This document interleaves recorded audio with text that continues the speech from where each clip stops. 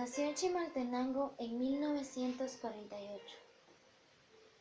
Luego, cuando tenía 5 años, su familia viajó a la ciudad capital.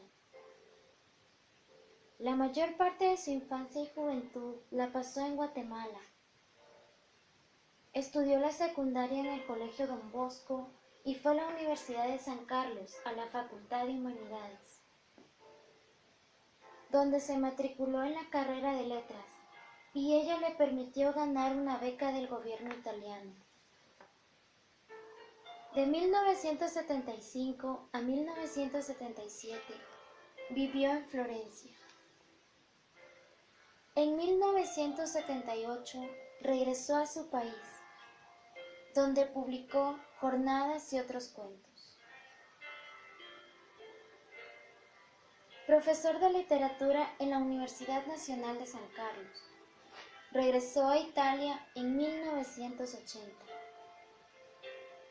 1987 publicó La vida insensata, mientras trabajó como lector de lengua española en Bolonia y en Milán. Escribió la novela El lugar de su quietud, finalista del Premio Heralde en 1987. En 1991 le fue otorgado el Premio Nacional de Literatura de su país. En 1992, el Ministerio de Cultura de Guatemala publicó la novela. Escribió El hombre de Montserrat, publicado por Aldus, México, 1994. Sucesivamente publicó Siempre en México en 1996, El misterio de San Andrés.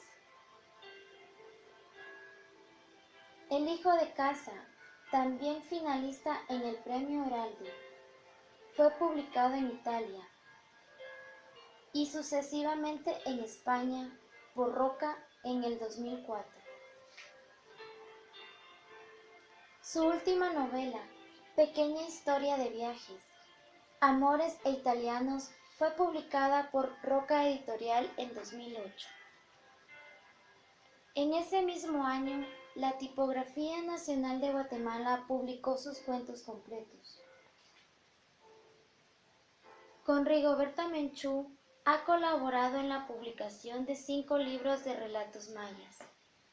Como ensayista, ha publicado Visión crítica de la literatura guatemalteca, la edición crítica del hombre que parecía un caballo y otros cuentos, de Rafael Arévalo Martínez, y la edición crítica de la arquitectura de la vida nueva, de Miguel Ángel Asturias. Actualmente es catedrático de literatura hispanoamericana en la Universidad Católica de Milán.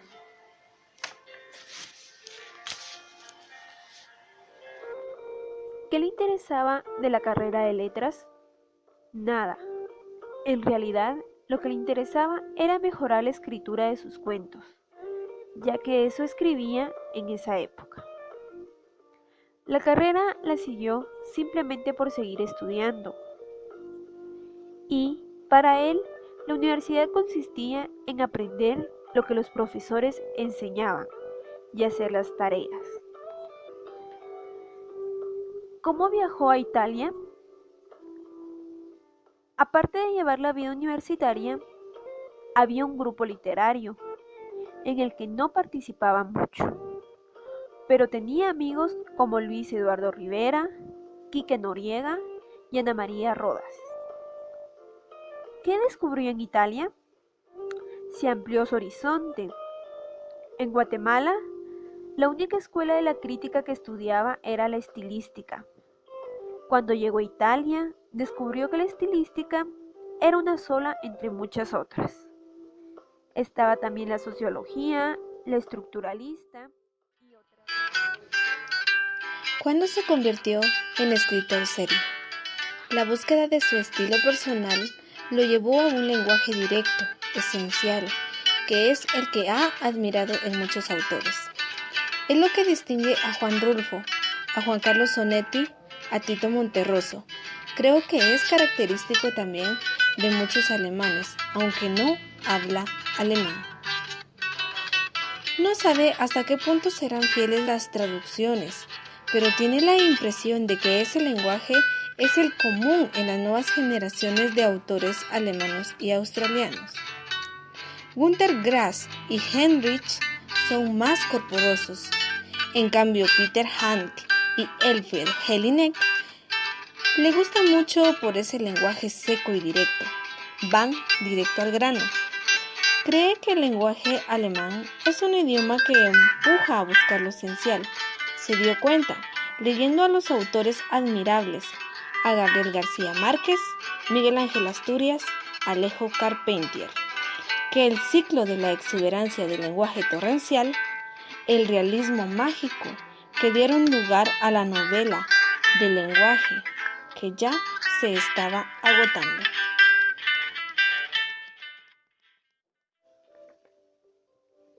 ¿Qué es Guatemala para usted?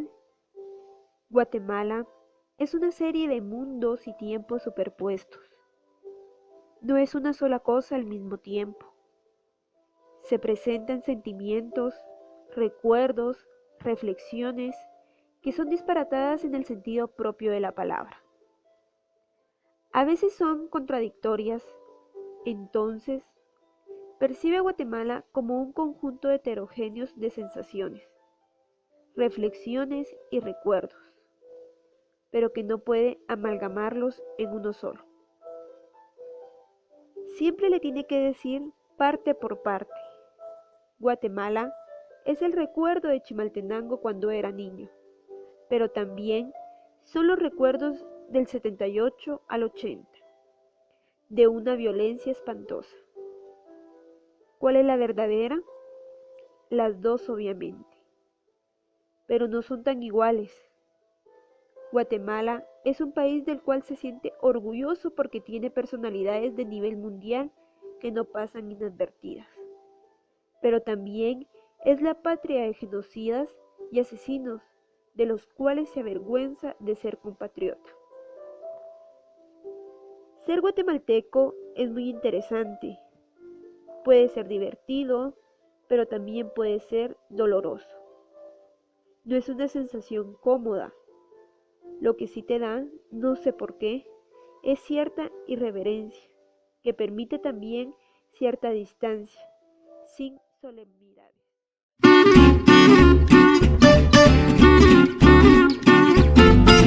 If I should tell you you're beautiful to me, would you just run away or climb the nearest tree? I long to tell you your lips look kissable. Would I be bold to say they're irresistible? Although it's forward to mention romance, if I don't speak 'em now, I haven't got a chance.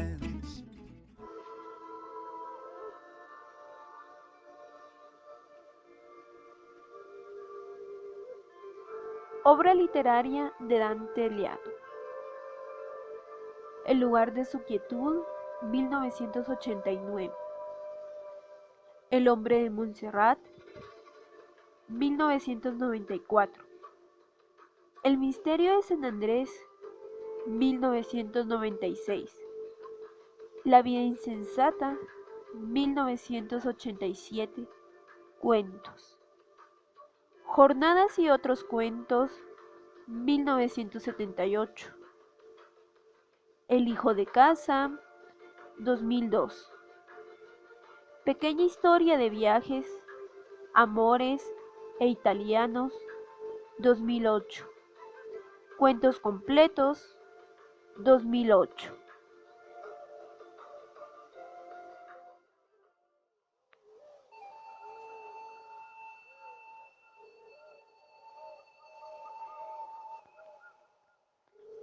¿En qué parte exacta de Chimaltenango residió?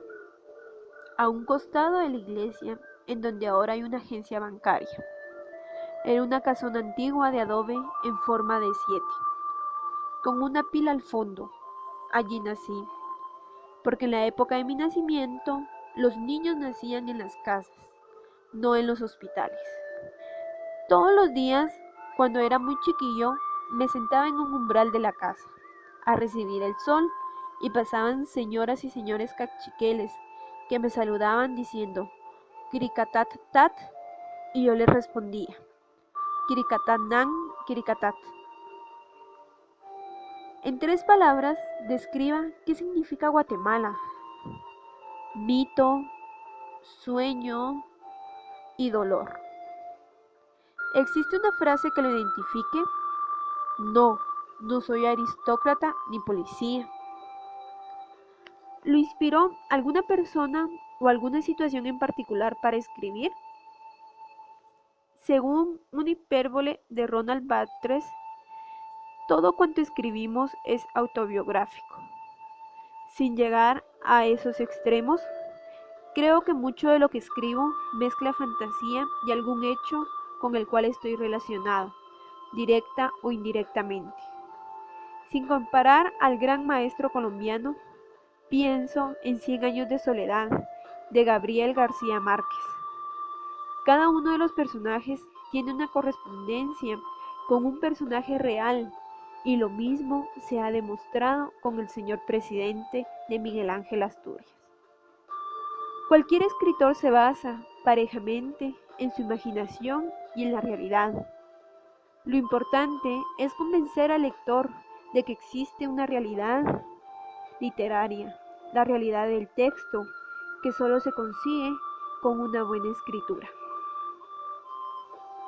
¿Cuáles son los temas en los que se enfoca para escribir? Le diré una banalidad que dicen todos los escritores. No es uno quien escoge los temas, son los temas los que vienen a uno. Es banal, pero es verdadero. Yo no había escrito de la masacre de Paxicía si no hubiera nacido en Chimaltenango. ¿Cuáles son sus autores preferidos? Miguel Ángel Asturias, Borges, Rulfo, Onetti, Montale, Cervantes, Philippid, Isaac, Ian, Vallejo. ¿Cuáles son los autores que han influido en usted?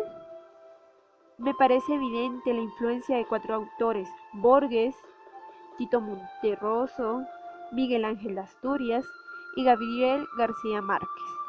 Leo mucha poesía, pero no la escribo. Sin embargo, algo que habrá colocado por allí.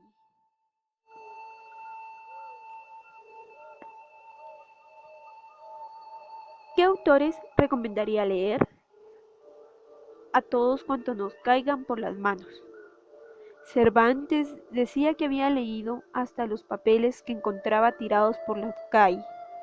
Imagínense nosotros que no somos Cervantes. ¿Cuáles han sido sus aportaciones a la literatura hispanoamericana? No soy yo quien tiene que decirlo. Será el tiempo, mucho tiempo, quien será el mejor juez.